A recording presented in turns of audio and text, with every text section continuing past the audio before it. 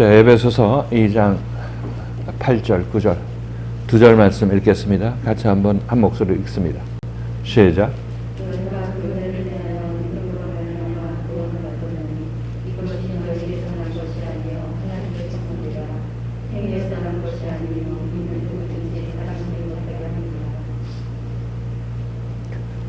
너희는 에베소 교인들을 얘기를 하죠.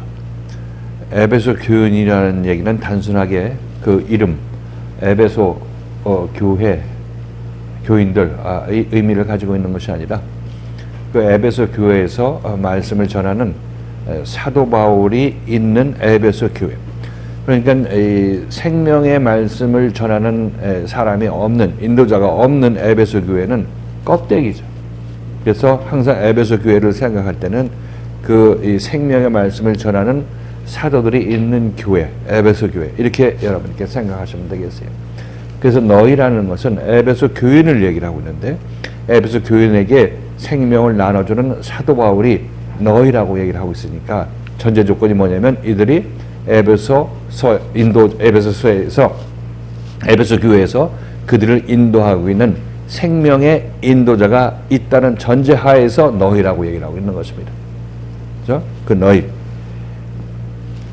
그러니까 지금 여기서 너희는 이 에베소서 말씀을 누구나 다 읽기 때문에 난 교회 나오고 예수를 믿었기 때문에 이 너희에 내가 해당된다. 난 그 중에 하나다. 이렇게 생각을 하는데 생각하는 건 자유지만 실질적으로 내가 이 너희에 속하려면은 사도 바울 같은 사도를 만나야 되죠. 생명의 말씀을 가진 자를 만난 사람이 그때 이 에베소 교인들한테 사도 바울이 한 이 얘기에 자기도 그때 편일될 수가 있는 것입니다. 내가 생명의 말씀을 만난 그런 인도자를 만나지 않은 상태에서 교회를 다니고 있다면은 지금 에베소 교인들한테 사도 바울이 얘기하는 이 너희에 들어갈 수가 없는 거죠. 무슨 얘기인지 아시겠습니까? 그래서 중요한 것은 우리가 교회 다닌 것도 중요하지만 그 교회에 그리스도의 말씀을 가진 자가 있느냐 없느냐, 이것도 중요하다고 말씀드린 것입니다. 이것도 중요한 것이 아니라 이것이 중요하죠.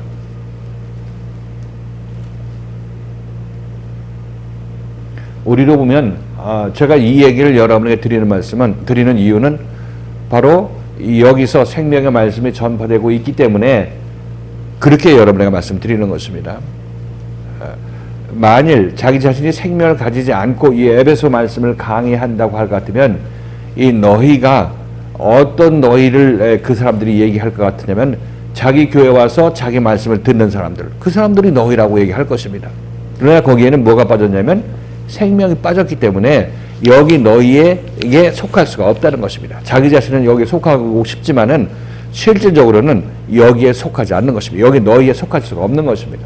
너희가 그 은혜를 인하여 여기서 은혜라는 것은 하나님의 은혜죠. 하나님이 우리를 불쌍히 여겨서 우리에게 은혜를 베푸시는 것입니다. 긍휼히 여겨서 불쌍히 여겨서 우리를 구원해 주시고자 하는 그런 은혜를 베푸게 되는 것입니다. 말씀드렸지만 우리 인생이 누구인지, 내가 왜 태어나서 이 세상에서 어떤 목적을 가지고 어떤 이 방향성을 가지고 살아야 되는지 그런 것에 대해서 모르는 우리들에게 이제 하나님께서는 은혜를 베푸시죠. 너네들이 나를 떠나서 이 땅에 태어났는데 여기서 모진 고생을 다하고 결국 힘들여서 네가 네 인생을 개척하고 구축해 나가려고 하지만은 그 종국에는 힘은 힘대로 들었을 뿐더러 종국에는 네가 얻은 모든 것들 전부 놓고 가야 된다. 그리고 네가 이 세상에서 벌고 쌓고 축적해놓은 모든 부와 명성들, 모든 좋은 것들 다 하나님께서 인정하지 않고 너 갈 때 전부 무효화시키고 하는 거다. 이렇게 말씀하시고 있는 것입니다. 그러니까 우리 인생을 열심히 살아도 결국 우리들은 다 놓고 갈 것, 무너질 것을 위해서 자기 인생을 다 바치는 것입니다. 그래서 이 공중권세 잡은 자에게 우리가 순종했다고 얘기를 했을 때 그 공중권세라는 것이 이 세상의 헛개비, 신기루의 권세를 잡은 그 자에게 내가 내 인생을 다 바치는 것입니다. 그렇죠? 그 공중권세 잡은 자라는 것은 지금 여러분 안에서 내가 이 세상에서 잘 먹고 잘 살아야지 어떻게 해서든지 내 목숨을 유지해 나가다가 죽을 때 죽어야지 이렇게 생각하는 이것이 바로 여러분 안에서 여러분을 잡고 있는 신기루의 왕, 신기루의 왕, 여러분을 속이는 속임수의 왕, 귀신의 왕이 여러분 안에 있는 것입니다. 그러니까 그것에 속아서 여러분 인생 다 투자하니까 남은 것은 헛개비밖에 없죠. 귀신은 씨알이 없다고 그러죠. 귀신은 이 실체가 없는 것입니다. 이 인생도 좋은 것인 줄 알고 다 투자해서 여러분 인생 다 허비해가지고 얻어낸 그것이 여러분들은 그것이 신기루에 불과한 것이고 손에 잡을래도 잡히지 않는 그런 헛개비였다는 것을 나중에 깨달게 되죠. 지금도 배워서 알게 되는데 이 실감이 나지는 않기 때문에 문제가 되는 것입니다. 그래서 그런 우리들을 불쌍히 여겨서 너네들 그렇게 인생 살면 죽어. 나중에 힘은 힘대 들고 나중에 하나님께 심판받고 하나님 가까이 갈 수도 없어. 이렇게 말씀하시는 거죠. 지금 여러분들 하나님과 동행하며 사십니까? 하나님의 인도함에 따라서 여러분 인생을 재설계하고 그 하나님의 말씀에 순종해서 살고 있습니까? 여러분 그렇다고 감히 말하는 사람이 많지 않을 것입니다. 그냥 하루 눈 떴으니까 사는 거고 내가 밥 먹어야 해서 밥 먹는 것이고 입어야 되니까 입는 것이고 그런 삶을 여러분이 살았지 하나님의 인도함에 따라서 하나님께 나를 어디로 인도하시는데 내가 거기에 순종하고 따라 나선다. 이런 개념으로 여러분 인생 살고 지금 삶을 사는 사람이 거의 없다는 것을 말씀드리는 것입니다. 이것이 하나님을 마음에 두기 싫어해서 여러분 멋대로 살고 있는 그런 모습인데 이것은 말씀드렸다시피 하나님의 지체인 우리가 하나님의 지체를 떠나서 나 혼자 지체 혼자서 살겠다고 아둥바둥 죽기 살기로 이 세상에서 남아있으려고 하는 그런 여러분의 모습이라는 것입니다. 그런데 그 결과는 비참한 것이고 열매 맺지 않는 것이고 가지에 붙어 있지 않은 그런 열매 맺지 않은 가지이기 때문에 이것이 사람들이 모아서 불에 던져 사른다고 얘기를 하고 있습니다. 그 인생을 우리는 열심히 사는 거예요. 불살라질 그 인생을 열심히 사는 것이라고 지금. 그 말씀을 듣고 여러분들이 돌이키면은 그 인생에서 벗어나겠지만은 이 말씀을 듣고도 계속 내가 그렇게 살아야 되겠고 어떤 당위성을 주장하면서 그렇게 살게 된다면 그 결말은 비참할 것입니다. 그래서 생명의 말씀이 있다는 교회는 그런 우리들 자기 인생을 그렇게 허비하고 힘은 힘대로 들고 나중에 하나님으로부터 인정받지는 못하는 그런 인생을 살고 있는 우리들한테 하나님께서 불쌍히 여겨주셔서 생명의 말씀을 가진 그 사람을 보내주시는 것입니다. 그러니까 이 생명의 말씀을 만나지 못한 사람은 하나님께서 불쌍히 여기되 아직까지 생명의 말씀을 받을 준비가 안 돼서 기다리고 있는 사람들인 것이고 적어도 여러분들은 때가 되어서 이제 생명의 말씀을 받고 하나님께 따라 나설 그런 터닫기는 되어 있기 때문에 여러분들이 이곳으로 인도함을 받았다고 말씀드리는 것입니다. 하나님의 긍휼이라는 것은 내가 지금 여러분이 가만히 생각해 보면 이 세상 풍속을 쫓고 있고 공중권세 잡은 자에게 항상 여러분의 몸을 내어주어서 그가 시키는 대로 움직였죠. 무엇을 먹을까? 무엇을 마실까? 내가 어떻게 하면 남들보다 높은 자리에 앉을까? 이 생각으로 여러분은 인생을 다 살았잖아요. 이게 공중권세 잡은 자의 인도함에 따라서 살고 있는 여러분의 모습인 것이고 그래서 여러분이 높은 자리에 올라가도 무익한 것이고 돈 많이 벌어도 많이 먹어도 잘 입어도 그것도 무익한 것으로 끝날 수밖에 없다고 하나님께서 말씀하시는 것이고 또 우리도 보면 그렇다는 것을 알면서도 여러분들이 하나님을 섬기고자 하는 마음이 없기 때문에 계속 그 길 공중권세 잡은 자를 따라가는 것입니다. 그러나 그 중에 좀 자각이 있는 사람들은 이제 내가 이렇게 해서는 안 되겠다 생각하시는 분들은 이제 이 교회에서 여러분에게 제시하는 그 길로 따라 나서시면 되는 것입니다.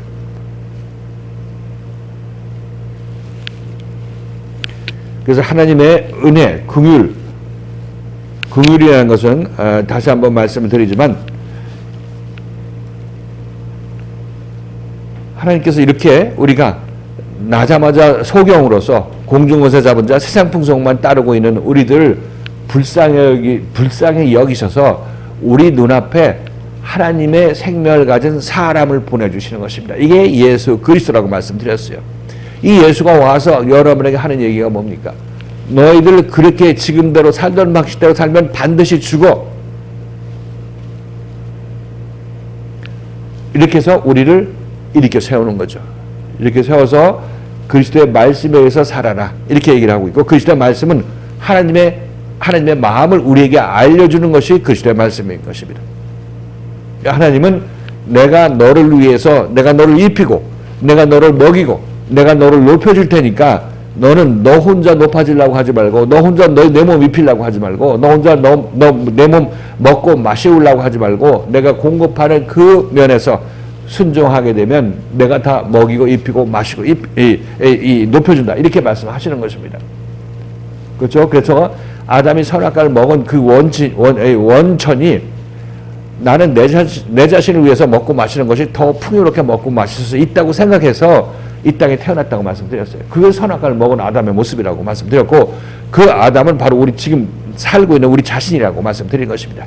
옛사람의 노예가 되어서 공중것에 잡은 자의 노예가 되어서 살고 있는 우리 자신의 모습이 바로 그 모습이라고 말씀드리는 것입니다. 그 아담의 모습이라고 말씀드리는 거죠.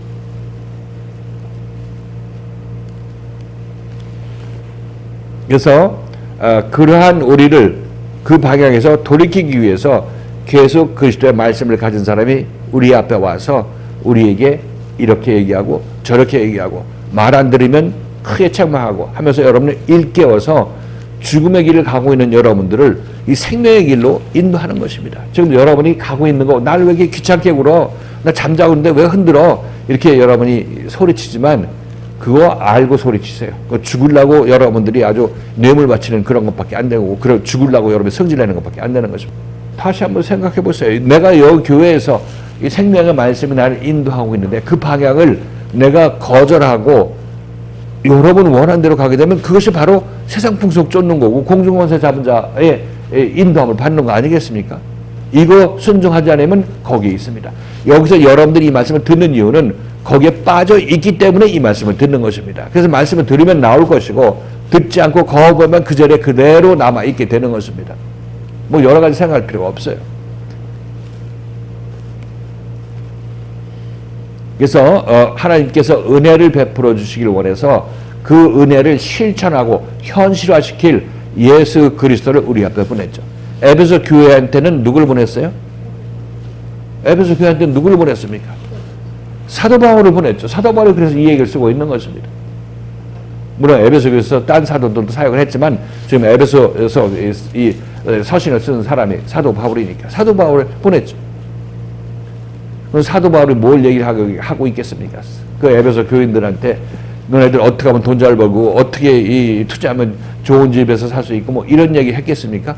너 어떻게 하면 병 고치고 이런 얘기만 했겠습니까? 그렇게 해봤자 돈 많이 벌고 좋은 주택에 살고 강건한 몸으로 살다가 죽을 때 전부 그것도 다 무효화시키고 죽잖아요. 전부.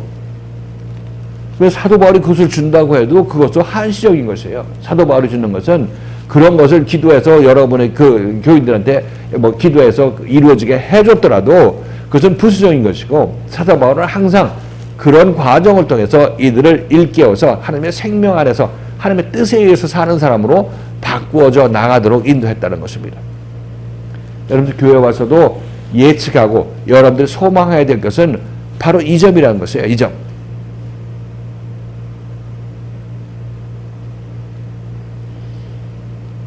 그래서 은혜를 우리에게 베풀죠. 은혜를 베푸는 방식이 어떻게 베푼다고 그랬어요? 하나님께서 우리에게 정말 너네들 죄 중에서 헤매고 있고 어둠 속을 헤매고 있는데 내가 너희를 불쌍히 여기서 내가 은혜를 베풀겠노라 해서 베풀겠다고 하신 그 말씀이 현실화된 것이 무엇입니까?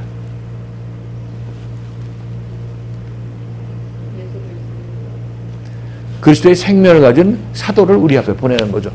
당시에는 예수 그리스도를 보냈죠. 그렇지만 예수 그리스도께서 이제 십자가 못 박혀 돌아가시고 이제 승천하셨으니까 이제 그리스도는 실질적으로 육신을 입고는 이 땅에서는 없죠. 그 대신 그리스도의 생명을 가진 사도들을 통해서 우리는 육신의 예수 그리스도를 만나게 되는 것입니다. 그렇죠? 은혜를 인하여 믿음으로 말미암아 구원을 얻었다. 이렇게 얘기를 합니다. 자, 이거 너희가 은혜를 인하여 하나님께서 은혜를 너에게 베풀기를 원했기 때문에 너희가 믿음으로 말미암아 구원을 얻었다고 얘기를 하고 있죠. 자, 제가 여러분에게 말씀드릴 때 믿음이 무엇인가? 믿음이 무엇인가요? 여러분 한번 생각해 봐야 됩니다. 자, 믿음은 누굴 믿는 것입니까? 여러분들? 누굴 믿어요? 지금 방금 조금 전에 유튜브 보니까 이거 이용규 선교사님이 뭐 간증을 하던데, 믿음이 뭘까? 믿음이 뭔지 이렇게 고민이었다. 이렇게 얘기합니다. 믿음이 뭐, 내가 하나님을 믿나? 내가 예수를 믿나? 이것 때문에 고민이었다고 간증을 하더라고요. 뭐 시간이 없어서 빨리 내려왔는데, 그 믿음이 뭡니까? 여러분, 믿음이 뭐예요? 믿음은 뭐 내가 뭘 믿는다고 얘기하겠죠. 믿음은 그 대상이 있어야 될 거 아니에요. 누굴 믿습니까, 여러분들은? 예수를 믿죠. 하나님을 믿는데 이제 우리 기독교인들은 예수를 믿죠. 뭐 하나님과 예수가 동격이라고 보니까 예수를 믿죠. 그런데 이 예수가 누구냐 또 우리는 생각해봐야 되는 거죠. 이 예수가 누구냐? 예수를 여러분이 정의를 내릴 때 우선 율법교에서는 예수는 여러분의 생각 속의 예수죠. 설교 말씀을 통해서 여러분이 들은 예수, 그렇죠? 성경 말씀을 통해서 이 예수가 이제 이 구약 시대가 지나고 예수가 와서 우리에게 믿음으로 구원 줬으니까 그 예수 여러분 생각 속의 예수, 성경 말씀 통해서 여러분 마음 속에 있는 그 예수를 얘기를 하고 있습니다. 이 예수는 여러분이 만난 적이 없죠. 성경 기록을 보니까 2000년 전에 왔다 가셨다는 기록은 있어. 또 성경에 보니까 구름 타고 오신다는 기록도 있어. 그래서 이 예수는 2000년 전에 오셨거나 아니면 앞으로 구름 타고 오실 예수지, 지금 여기서 여러분들이 만나는 예수는 없죠. 그렇죠? 그런 상황에서 여러분 예수를 믿습니다. 저는 이런 예수를 여러분 관념 속의 예수, 여러분 생각 속의 예수, 신기루 같은 예수, 만지지 못하고 손으로 악수하지도 못하는 그런 예수를 여러분이 믿었다고 말씀드리는 것입니다. 그들한테 물어보면 이 예수 말고 어떤 예수가 있어? 이렇게 얘기하겠죠. 그렇죠? 그 사람도 그렇게 얘기합니다.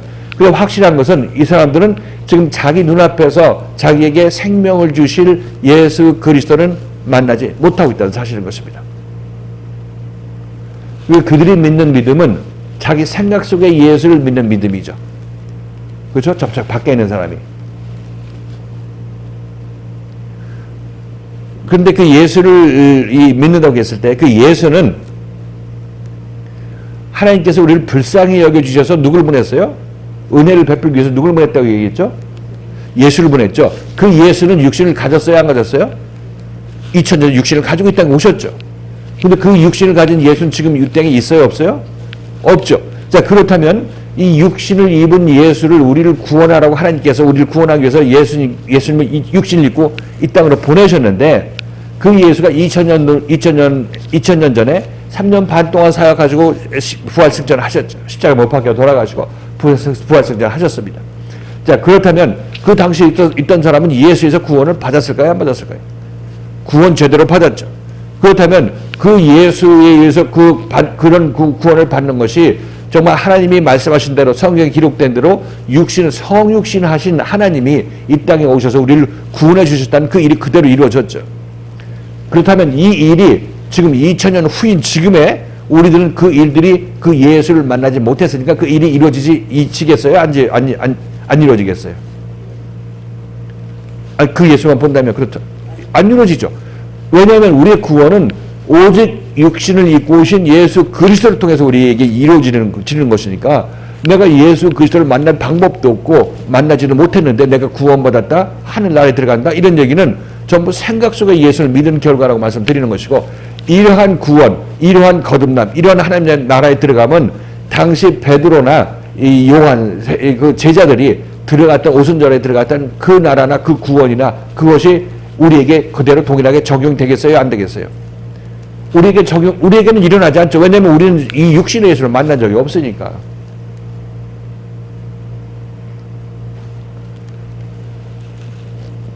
이거는 저쪽 밖에 있는 사람들을 경우를 두고 얘기를 하고 있습니다. 지금 우리는 예수를 이제 육신을 입은 사도로 만나야 된다고 얘기를 하고 있으니까, 이제 우리는 예수가 이 시대에도 사도로 우리에게 오게 됐을 때 우리가 그 사도를 만나게 되면 예수 그리스도를 만나게 되는 것이라고 말씀드리는 것입니다.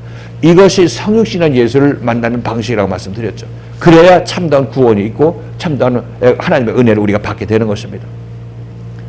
그러니까 믿음이라는 것은 무엇을 전제로 하느냐?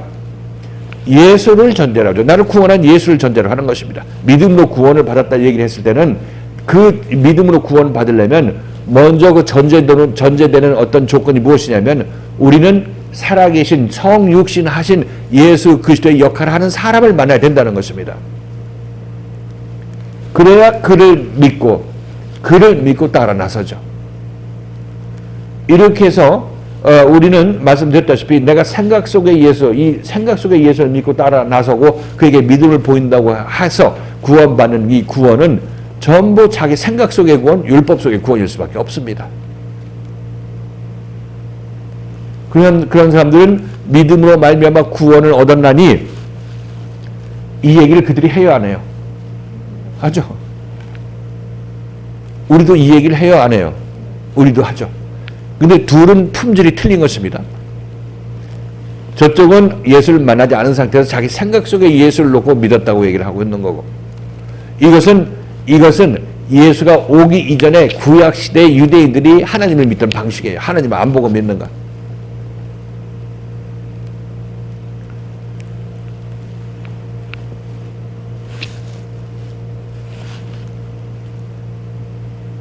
믿음으로 말미암아 구원을 받았다 이렇게 얘기하는 것은, 믿음은 무엇을 전제로 하느냐면 그 믿음의 주인 예수 그리스도가 내 눈앞에 있다는 것을 전제로 하는 것입니다. 그래야 내가 믿든지 말든지 하죠. 그래야 그 내 앞에 있는 예수가 날 구원하든지 말든지 하는 것이고, 내 앞에 예수 없이 생각 속에 예수만 내 눈앞에 갖다 놓고 믿으면은 이건 전부 헛개비 믿음이 될 수밖에 없는 것입니다. 밖에서 여러분이 예수 믿던 방식이 바로 그런 방식이고, 지금 이 선교사도 고민하는 것이 바로 그런 것 때문에 지금 고민하고 있을 것이라고 생각하는 것입니다. 근데 우리는 아무 생각 없이 뭐 그쪽에 있을 때도 믿음으로 구원 받았다면 그런 줄 알지, 뭐 이렇게 믿음이 뭔지 꼬치꼬치 따져, 뭐 이렇게 생각하겠죠. 그러나 자기 마음속에 있는 그 어떤 영혼은 정말 이런 말씀을 듣기를 갈급하고, 이런 말씀 앞에 자기가 나오기를 진정 갈급해 하는 사람들은 여기로 인도함 받게 될 것입니다. 아무튼 너희가 그 은혜를 인하여 믿음으로 말미암아 구원을 받았다 이렇게 얘기를 하고 있는 것은, 이 믿음의 전제 조건은 내가 참다운 구원에 관해서 얘기를 하고 있는 것입니다. 우리가 예수 그리스도를 육신을 입은 사람으로 만나게 되었을 때, 그때부터 우리는 믿음이라는 단어가 비로소 나에게 적용되는 것입니다. 그렇잖아요. 참다운 예수를 내가 만났으니까 이제 그분에 대한 내가 어떤 반응을 보이는 것이 믿음이라고 생각한다면, 바로 그 믿음이란 전제 조건, 믿음이란 단어가 제대로 우리에게 작용을 하려면 예수를 먼저 만나야 그 믿음이란 단어도 의미가 있어지는 것입니다. 예수 없이 믿음이 있겠어요, 없겠어요? 믿을 대상이 없는데 어떤 믿음이 우리가 있을 수 있겠습니까? 그렇죠? 따라봤어요?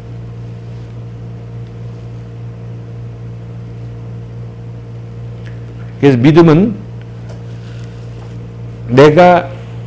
우리가 지난 주일날 설명한 내용들은 내가 주님을 바라보고 주님의 앞에 남아있는 것, 말씀이 나를 고칠 때, 말씀이 나를 책망할 때 끝까지 말씀 앞에 남아있는 것, 말씀을 대적하고 말씀을 싫다고 이렇게 도망갔다가도 다시 회개하고 돌이켜서 그 앞에 남아있게 되는 것, 구원의 때까지 이렇게 하는 것, 이것이 우리가 가지고 있는 믿음이고 우리가 보여야 될 믿음이라고 말씀드렸어요.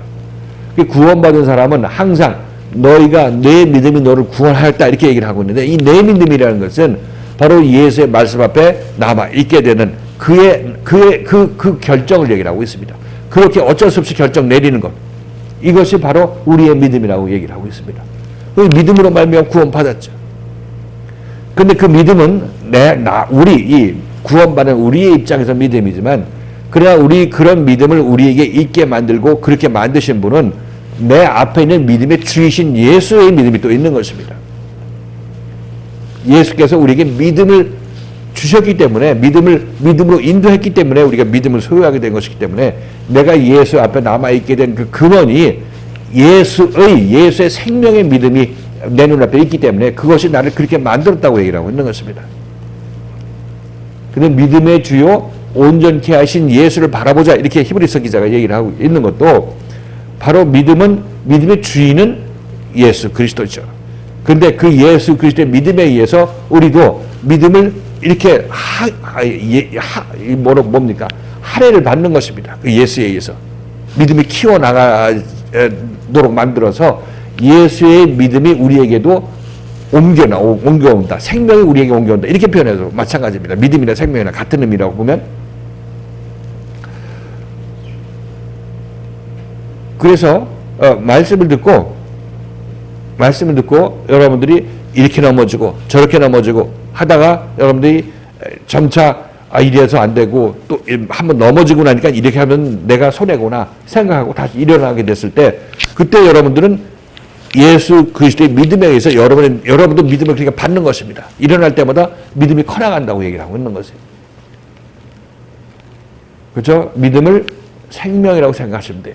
그래서 예수가 원래 그것을 가지고 있는데 그것을 우리를 연단하고 책망함으로 말미암아 점점 내 안에서 생명을 키워나가는 것, 내 안에서 믿음을 키워나가는 것 이렇게 여러분이 생각하시면 그 믿음의 주는 예수고 또 그 예수로부터 그 생명을 조금씩 받음으로 말미암아 우리가 끝까지 잘 견뎌 나가게 되면 그로 말미암아 나도 이제 믿음의 주인이 되는 그런 이 때가 오게 되는 것입니다. 이 믿음이 온전하게 커나가게 되면 이 믿음으로 말미암아. 그럼 우리는 지난 시간에 살펴봤지만 예수께서 우리에게 주시는 믿음으로 말미암아 우리가 구원을 받는다. 이렇게 얘기할 수도 있겠고 그 믿음을 가지고 내가 끝까지 버텨냄으로 말미암아 내가 구원을 받는다. 동일한 얘기인 것입니다. 동일한 얘기. 어느 측면에서 얘기하느냐에 따라서 믿음이 이렇게 표현될 수 있고 이렇게 표현될 수가 있는 것입니다. 그럼 믿음의 원천은 어디냐면 당연히 예수 그리스도시죠. 하나님이신 것이고. 그 믿음으로 말미암아 구원을 받았다 하는 의미가 이런 얘기입니다. 이 믿음으로 말미암아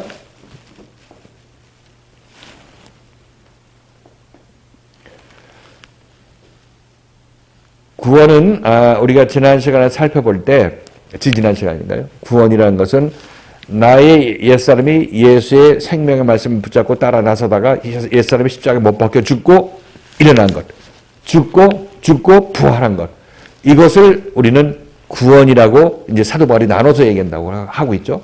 근데 구원을 받은 다음에 또 뭐가 있냐면 이걸 우리를 하늘 보좌에 앉히는 그런 과정이 있죠. 구원을 받은 사람은 새 생명을 받았는데 이 새 생명이 완전해진 때가 있습니다. 그때가 바로 오순절 성령세례 때라고 말씀드렸어요. 그래서 둘로 나눠서 얘기를 한다. 그런데 이것을 이 둘은 같이 묶여 부활하고 부활 생명이 이렇게 자라나는 것은 하나입니다. 결국 하나이기 때문에 사도 바울은 이것을 구원과 생명, 구원과 하늘의 앉히심 이 둘로 나눠서 얘기를 했지만 실질적으로 그 전부 하나를 그냥 구원이라 지금 여기서 표현하고 있는 거죠. 믿음으로 말미암아 너에게 구원을 받았다. 이런 얘기는 구원받고 새 생명까지 완전히 하늘 보좌에 앉힌 것까지 포함해서 구원이라고 여기서는 얘기를 하고 있는 것을 알 수가 있습니다.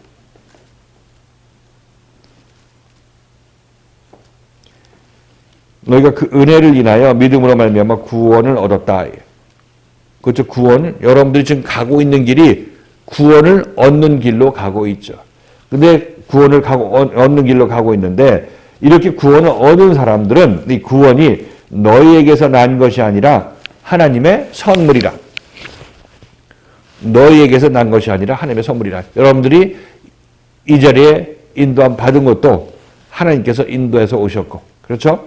그리고 이 자리에서 구원을 받는 길을 가고 지금까지 구원의 길을 와서 이렇게 믿음이 자라고 구원의 생명이 이렇게 자라난 그것은 여러분들의 노력이 아니라 하나님의 선물이라. 너에게서 난 것이 아니라 하나님의 선물. 하나님께서 너에게 주어서 그렇게 된 것이야. 믿음, 너희가 그렇게 조그만 믿음이라 보일 수 있었던 것도 하나님께서 이리 넘어지고 저리 넘어지고 함으로 말미암아 고침을 준 결과로 그렇게 믿음이 생긴 것이지 그래서 네가 믿고 싶어서 믿은 게 아니다. 이렇게 얘기를 하고 있습니다. 그렇죠? 이 믿음이 구원이 너에게서 난 것이 아니라 하나님께서 여러분의 은혜를 베풀어 주셔서 구원받기 여러분 좋아했어요? 싫어했어요? 구원을 받아야 된다는 이 당위성은 알지만은 실제 몸은 엉뚱한 데서 성질내고 씩씩거리고 있었잖아요. 구원받기 싫다고. 나 잠잠하게 내버려두라고. 제발 좀. 나 좀 가만 좀 내버려두라고. 이렇게 했던 것이 우리들 모습 아니겠어요? 그런 사람이 그럼에도 불구하고 하나님께서 구원해 주셨으니까 그것은 이건 내가 한 것은 아무것도 없고 난 땡깡 부린 것밖에 없는데 하나님께서 나를 구원해 주셨다는 그런 고백이 구원받은 모든 사람의 입에서 나오게 되어 있어요. 이것이 너에게서 난 것이 아니라 하나님의 선물이다. 공감하십니까? 이제 어느 정도 여러분 이만큼 커왔으면 이 말도 어느 정도 여러분 뼛속 깊이 다가오는 그런 느낌이 있으실 것입니다. 9절에 보면 이것이 이 구원이 행위에서 난 것이 아니니 이는 누구든지 자랑치 못하게 함이니라. 너희의 행위에 의한 것이 아니라는 것을 여기서 얘기를 하고 있죠. 너의 행위라는 것은 내가 그 시대 명령을 듣고 하나님의 명령을 듣고 순종하는 것, 이것이 행위라고 얘기를 하고 있어요. 여러분 교회 나오시는 이것도, 교회 나오는 것도 여러분들은 교회 나오라는 하나님의 명령의 행위로서 그 명령에 움직여서 나오게 된다면 이것은 여러분 행위로 나오는 거죠. 그래서 행위로 나오는 것입니다. 나중에 여러분들은 하나님께서 너 지옥 가 이렇게 얘기하면 아, 너 뭐 그래요? 전 열심히 이 교회 나왔고 저녁에도 나오고 새벽에도 나오고 다 나왔는데, 이게 이렇게 얘기하는 것이 뭐냐면 여러분들이 행위를 내놓는 거죠. 행위를 내놓는 겁니다. 그럼 행위를 안 내놓으려면 어떻게 되느냐? 미련한 사람들은 그럼 교회 안 나오고 새벽에도 안 나오고 저녁에도 안 나오고 하면 되겠네. 그럼 나 행위가 없네. 그러면 저쪽 세상에서 저희 무법한 자들하고 똑같은 그런 모습이 되는 거죠. 그렇죠? 뭐 이러지도 못하고 저러지도 못하고 이런 모습인 것입니다.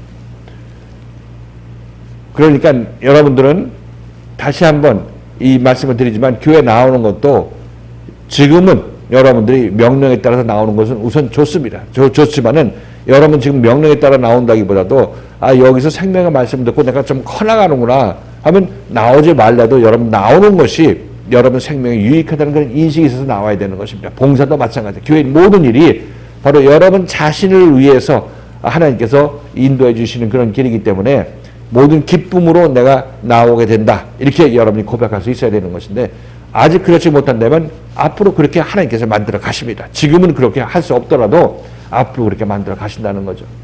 아무튼 내가 뭘 했기 때문에 하나님께서 난 이렇게 해줘야 돼. 나 지옥 보내면 안 돼. 나 천국 보내야 돼. 이렇게 하는 모든 우리의 주장들은 전부 아직까지 내가 하나님의 생명의 말씀으로 구원을 제대로 받지 못했기 때문에 그렇게 나오는 것입니다.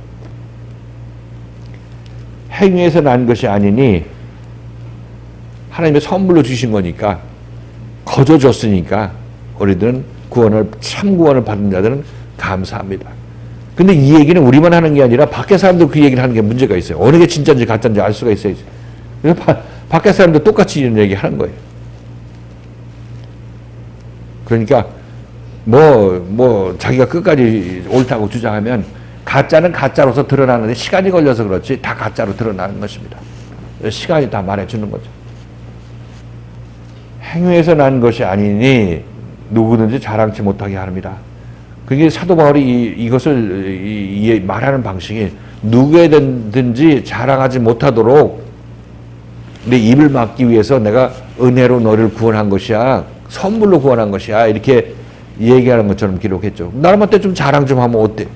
근데 그 자랑하지 못하게 위해서 네 입을 막기 위해서 너희들 입을 막기 위해서 하나님께서 우리에게 선물로 그냥 구원해 주신 것이야. 이렇게 사도 바울이 기록한 것처럼 이렇게 보이지만 그런 의미가 아니죠. 이런 의미가 아니라 너희가 구원을 받고 나면 너희 행위로 말미암지 아는 것이고 하나님께서 너희에게 선물로 준 것이기 때문에 그러한 구원의 특성은 남한테 자랑하고 내가 뭘 자랑할 수 있는 그런 건덕지가 그런 근거가 아무것도 없어. 그렇게 이것이 참 구원의 모습이야. 이것을 얘기를 하고 있는 것입니다. 그럼 여러분 자랑하세요. 하나님께서 나에게 선물로 구원을 주셨으니까 그 하나님께서 나를 구원한 그 하나님의 은혜를 자랑하시면 되죠. 그래서 행위에서 난 것이 아니니 이는 누구든지 자랑치 못하게 합니다. 그러니까 여러분 구원받은 자가 자랑하고 돌아다니면 그 구원받은 자가 나의 행위를 자랑하고 지금 구원받은 자, 제대로 구원받은 자는 자랑할래? 그 자랑을 해서 구원에 관한 자기가 자랑할 것이 없죠. 하나님의 은혜를 받았다고 얘기할 수밖에 없습니다. 그러나 나는 어려서부터 교회 다녔고 열심을 냈고 하면서 말로는 하나님의 은혜로 구원을 받았다고 하지만 그것을 자랑하고 다니는 사람들은 제대로 구원을 받지 않았기 때문에 자랑이 흘러넘치는 것입니다. 자기가 이래서 구원받았다고 하는 그 자랑이 흘러넘치게 되어 있다는 얘기를 사도 바울은 이렇게 애둘러서 표현하고 있는 것입니다. 그건 가짜 구원이다. 이렇게 얘기를 하고 있는 거죠. 구원받았다고 내가 어떻게 해서 구원을 받았다고 얘기하는 사람들은 다들 하나님을 내 눈앞에 두고 그 명령에 내가 순종했다고 얘기를 하고 있는 것입니다. 그렇죠? 그래서 내가 하나님과의 거리가 떨어져 있으면 나는 율법 아래 있는 거고 나는 제대로 구원받은 게 아니죠. 내가 하나님과 하나 되면 하나님의 명이 내 안에 임하게 되면 하나님과 내가 하나가 되어서 하나님의 마음이 내 마음이고 내가 하나님의 마음인 그런 상태가 되기 때문에 모든 일을 기쁨으로 하나님의 마음으로 하게 되는 것입니다. 그러니까 하나님의 명령으로 하는 것이 아니라 하나님의 마음으로 하게 되는 거죠. 그죠? 하나님의 마음으로 여러분 삶을 살게 되는 것입니다. 이들은 하나님의 마음으로 살았으니까 하나님의 마음으로 내가 움직였으니까 돈 달라, 천국 달라 이렇게 얘기할 수가 없는 거죠. 자랑이 안 되는 것입니다. 자랑한다는 얘기는 하나님과 나 사이 거리가 있어서 율법적으로 하나님을 믿었다는 그 증거가 되는 것입니다. 거래 관계라고 표현하기도 하고 여기 또 자랑한다고 표현하고 있는 것입니다. 그것은 전부 다 믿음의 대상인 하나님과 그리스도를 우리는 나와 거리를 둔 상태에서 믿었을 때 이런 현상이 나타나게 되는 것입니다. 밖에 사람들은 전부 이런 식으로 누가 더 열심을 내느냐 이렇게 지금 열심 경쟁을 하는 거고 여러분들은 이 열심 경쟁을 하는 거는 그런 마음들은 전부 누그러뜨리면서 이 말씀을 드리면서 계속 하나님과 하나 되도록 이런 마음 버리고 저런 마음 버리라고 여러분들을 계속해서 괴롭게 하죠. 그죠? 이건 하나님과 여러분을 하나로 붙이기 위해서 그런 것입니다. 막힌 담을 허물기 위해서. 그러니까 교회 다니려면 어떤 교회를 다녀야 되냐면 이렇게 떨어진 상태에서 열심히 해서 하나님께 인정받으라 그러면 자랑하고 거래하는 것입니다. 그렇게 막 부추기는 거죠. 그러나 이 둘이 있으면 이 막힌 담을 허물고 갑자기 붙어야 돼. 이렇게 인도하는 교회를 찾으세요. 이렇게. 말 안 들으면 이 사탄아 물러가는 얘기를 하면서까지 여러분들을 이 하나님과의 거리를 좁히려고 하고 하나로 종국적으로 만들기 위해서 여러분을 인도하는 그 말씀을 찾으라고 말씀드리는 것이. 이렇게 되면 여러분들 구원을 자랑할 것도 없고 거저받은 것이라 이렇게 얘기하고 있고 그 이후로는 여러분들은 하나님과 거래 관계에 있지 않습니다. 하나님 앞에서 자랑할 그런 관계에 있지 않습니다. 왜? 여러분 안에 하나님이 임해서 하나님의 마음을 움직이는데 하나님의 사랑의 마음으로 남을 사랑하는데 사랑해놓고 사랑했으니까 돈 달라고 하는 그런 망령된 행동을 하지가 않죠. 천국 보내달라고 얘기할 필요도 없어요. 이미 천국에 들어가는데 뭘 어떻게 더 보내줘요. 이미 하나님과 하나 돼서 천국에 들어갔는데 어디다 또 천국을 보내죠. 천국을 보내주려면 그럼 나갔다 다시 들여보내야 그 천국 들여보내는 거죠. 그래서 그 사람들은 이미 마음속에 천국이 임했다. 이렇게 우리가 이해하시면 되겠습니다. 우리 교회는 여러분들이 이 교회 다니시는데 여기는 마지막이라고 말씀드렸어요. 마지막. 왜냐하면 그 히브리서 1장 1절에서 그렇게 얘기를 하고 있죠. 히브리서 1장 1절 2절 같이 한번 읽겠습니다. 시작.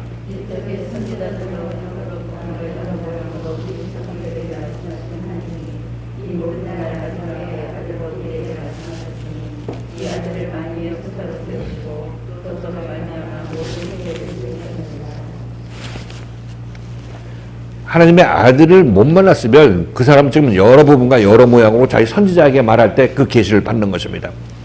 하나님의 아들을 만난 사람들은 이제 마지막, 이제 최종 단계에 이르렀다고 얘기를 하고 있어요. 최종 단계에 이르러서 여기서 죽느냐 사느냐가 이제 결정이 되는 거예요. 여기서 끝판왕을 만난 거죠. 그죠? 그래서 여기서 그리스도의 말씀을 듣고 잘 겪어나가서 믿음을 보이면 구원을 받아서 하늘나라로 올라가는 것이고 여기서도 버티고 계속해서 내가 뭘 잘못했냐 하면서 자기 주장하고 말씀 앞에서 자기 주장하고 처지가 있게 된다면 이 땅에 남아있게 되는 것입니다. 여기서 결판나는 거예요. 여기서. 딴 데서는 이래도 땅 저래도 땅이에요. 여기서는 이러면 땅 저러면 하늘로 올라가는 거죠. 순종하면 저러면 하늘로 올라가는 것입니다. 그럼 어디가 끝판왕이에요. 여기가 끝이죠. 마지막 때라는 것이 마지막 여러분들 구원이 결정되는 현장이라는 사실인 것입니다. 그래서 제가 어떤 분의 예를 들어서 말씀드렸죠. 여기서 5년 동안 말씀 듣다가 가시면서 아유 여기서 5년 동안 허송세월 했네. 그 얘기 이해하셨어요? 5년 동안 여기서 허송세월 했다. 그렇죠. 여기서 와서 끝까지 남아있으면 그런 얘기를 안 했을 텐데 도중에 가니까 자기는 5년 동안 허송세월 했다. 근데 그 사람의 마음속에서는 아직까지 율법적인 마음이겠어요? 복음적인 마음이겠습니까? 복음적인 마음은 남아있죠. 율법적인 마음이니까 나가면서 그런 얘기를 했는데 그분의 마음은 내가 5년 동안 여기서 교회에서 열심히 한 거, 뭐 특별히 열심히 한 건 난 모르겠지만 열심히 한 거, 여기서 시간 보낸 거, 이것들 전부 무의미하다. 여기 다녀야 유익한데 다니지 않았으니까 이제 여기하고 관련이 없어지니까 이 무익하다 이렇게 얘기를 하고 있고 그 시간 동안에 내가 딴 교회 가서 율법 교회 가서 열심히 목사님한테 잘 보이고 열심히 교회 봉사하게 되면 그 5년 동안 자기 자신이 어떤 큰 인정을 받을 수 있는 그런 계기가 되었을 거 아니겠어요? 그렇죠? 그렇게 해서 그런 의미에서 여기를 나가면서 이제 그런 얘기를 하고 갔다 이렇게 얘기를 하면서 저는 그런 분의 잘못된 생각을 여러분에게 말씀드렸죠. 그냥 5년 그분은 나갈 때 5년을 허송세월 했다 그런 마음으로 얘기를 하겠지만 저는 그분한테 그분의 경우를 놓고 그분은 5년 허송세월한 것이 아니라 율법교회에서 모든 신앙생활을 했던 것 다 허송세월한 것입니다. 왜냐하면 그 율법교회에서 신앙생활하다가 하나님께서 마지막으로 이 마지막 아들의 말씀 앞으로 보냈는데 여기서 나갔으니까 율법교회에서 아들에게 관해서 배웠던 것, 예수에서 배웠던 것들이 전부 무효화되겠어요? 아니면 더 활성화되겠어요? 무효화되는 거죠. 여기 왔다 갔으니까 자기 율법 아래서 신앙생활은 모두 다 무효화되는 것입니다. 그리고 그가 율법교회 다니기 이전에 교회를 안 다녔다면 세상 살 때 그 모든 삶도 태어나서 세상 살 때 모든 삶도 전부 무효화되는 것입니다. 왜? 세상 사는 삶도 그 사람이 세상 살 때 그 하나님께서 그를 인도해서 율법교회로 인도하신 것이고 율법교회에 인도하신 것은 이 복음교회로 인도하기 위해서 그렇게 하셨으니까 그러니까 그는 나자마자부터 모든 일들이 여기서 이 말씀을 거절하고 나갔으니까 나자마자의 모든 삶이 전부 헛되이 허망하게 끝나버리게 되는 것입니다. 다 헛되이 보내게 된 것이죠. 이해하셨나요? 5년이 아니라 그 평생이 괜히 왔다 가는 것입니다. 괜히. 그래서 저는 그런 경우를 보고 나지 않았으면 더 좋았을 것이다 이렇게 제가 말씀을 드렸는데 그럼 부정적인 의미가 이 얘기는 누구한테 한 거죠?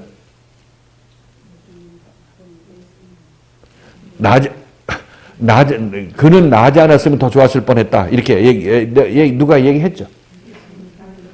예수님이 가룟 유다 보고 얘기를 했습니다.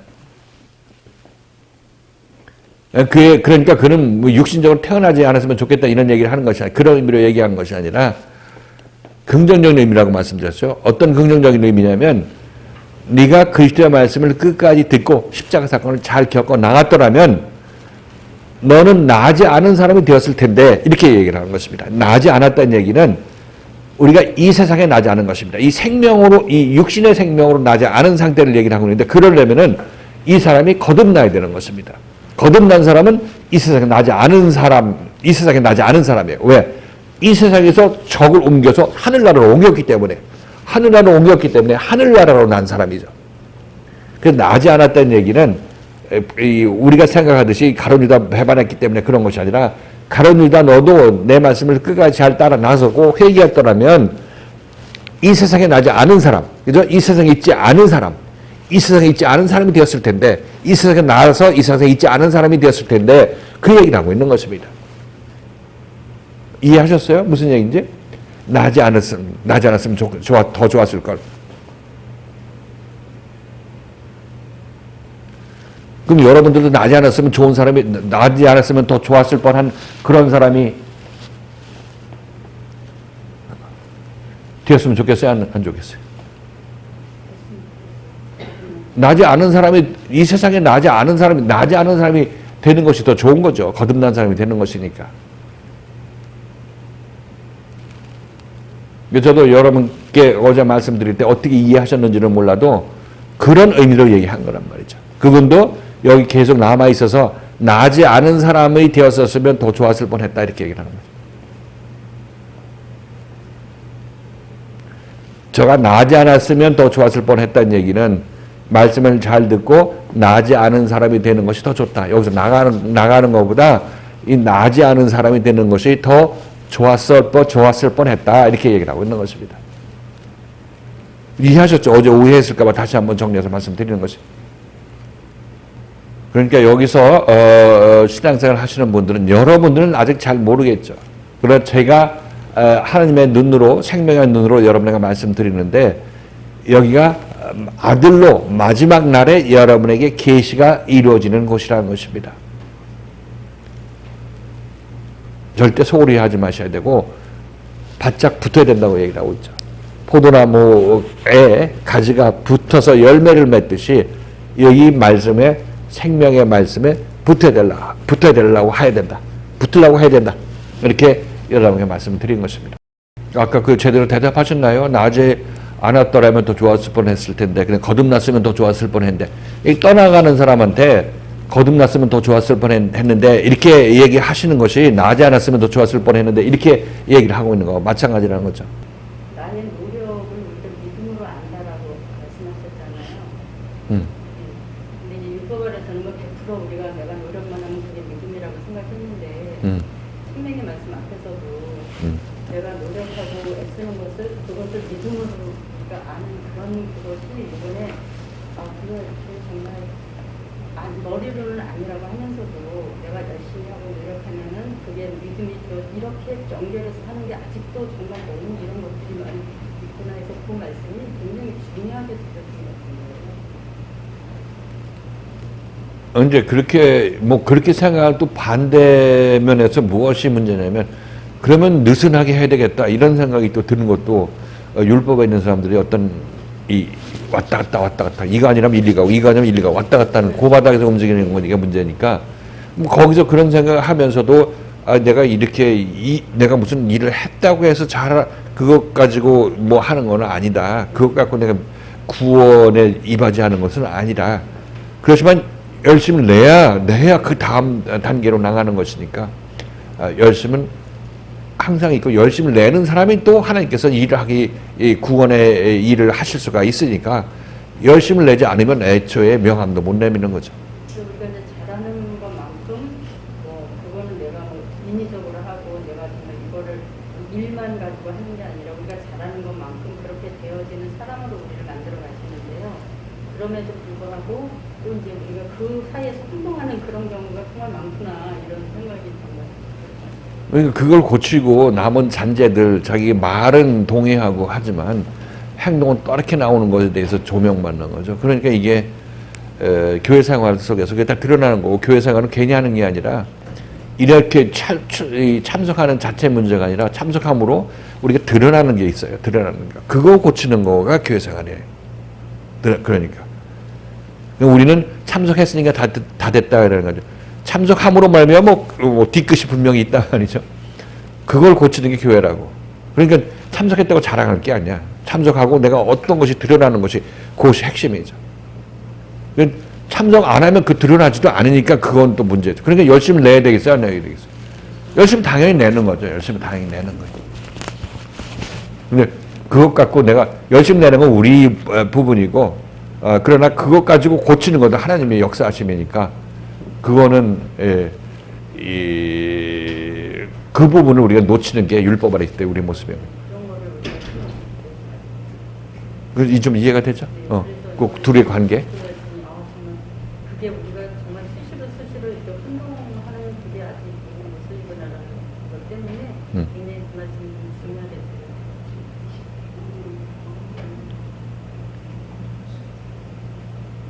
이해했죠? 지금 중요한 질문 했는데, 우리가 일을 열심히 하는 것, 이것으로 말미암아 구원이 이루어지고 하나님이 기뻐하는 것이 아니라, 뭐 하나님께 영광 돌리는 것이 아니라, 이 일을 함으로 말미암아 드러나는 나의 어떤 숨겨진 족적이 있단 말이죠. 이걸 드러내서 하나님께서 고치시니까 이 움직임이 없으면 이것도 안 드러나죠. 가만히 있고 요 교회 안 나오면 이게 드러나질 않죠. 들어와서 열심히 일할 때 자기 자신이 고쳐야 될 것이 그때 막 드러나는 거죠. 그거를 하나님께서 말씀을 통해서 고치신다는 거예요. 교회 생활을 통해서. 이것이 우리가 이 교회 생활할 때 항상 생각해야 되고 자기가 관심을 가져야 될 부분이라고 말씀드리는 것이